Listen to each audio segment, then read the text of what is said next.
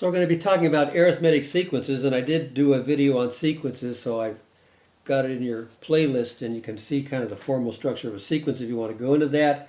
But it's just a series of numbers. It's kind of paired with the natural numbers, so this would be paired with 1, 2, 3, 4, and that's the number of terms, and they keep going forever and ever. So they're kind of paired with the natural numbers.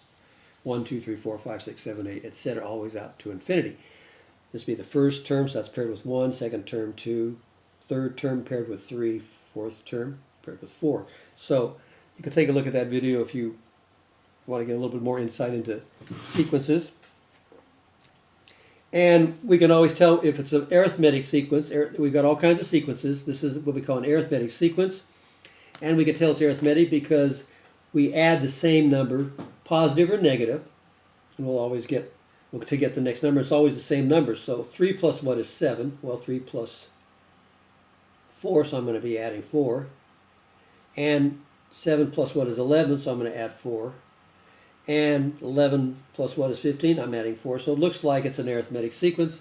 And my common difference, which we call D, is equal to 4. So we just say D equals 4. And we can ask you to write the next 4 terms, and that would be easy. What would be the next term? Well, if I add 4 to 15, I would get what? 19. And then if I add 4 to 19, I would get 23. And if I add 4 to 23, I would get 27.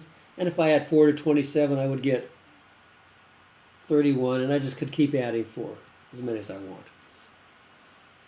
So that's an arithmetic sequence.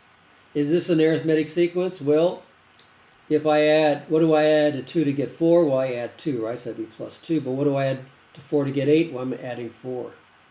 What do I add to 8 to get 16? I'm adding 8. So this is not an arithmetic sequence because even though there is a discernible pattern, we can tell what the next number is going to be. The next number is going to be what? Well, 64 because we just keep doubling the number. 2 times 2 is 4, 2 times 4 is 8, 2 times 8 is 16, 2 times 16 is 32, etc. This is not an arithmetic sequence because I'm not adding the same amount. I don't have a common difference.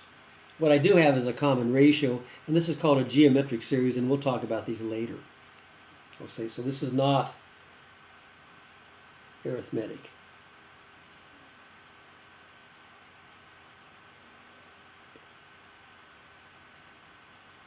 Arithmetic is the same thing as arithmetic, just pronounced different, not arithmetic.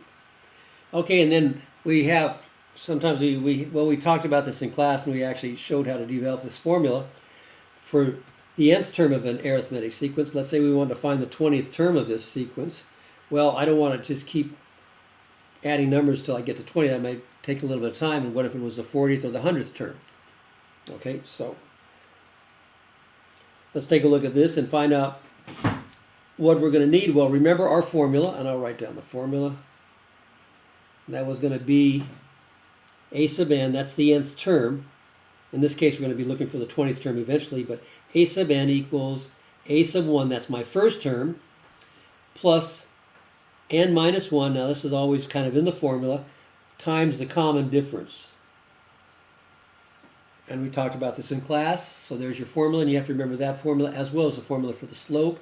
Those are the two formulas in this section that you really need to know. So what's a sub 1? Well, a sub 1 is the first term, so in this case, a sub 1 is 3. A sub 1 is 3.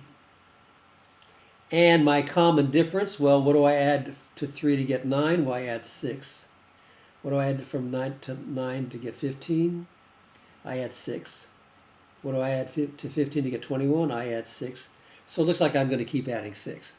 So if I wanted the 20th term, I would have to add 6, add 6, add 6, add 6 until I got to 20 terms. That might be a little tedious. If we have this formula, it makes it a lot easier. And we need to get the 100th term. Okay? So let's get this formula worked out for a sub n for this particular arithmetic sequence. And this is n minus 1. And then the d is going to be what we put in. In this case, d was going to be equal to, I should have written that down over here, d equals 6. That's my common difference. So I would write 6 over here, and my a sub 1 was 3.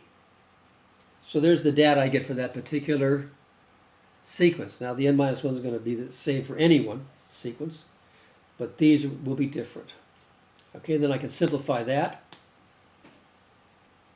A sub n equals 3 plus, and I can use the distributive property, 6 times n, 6 times negative 1. So we're kind of using the distributive property, but only in this order here, like 6 times n, and then 6 times negative 1.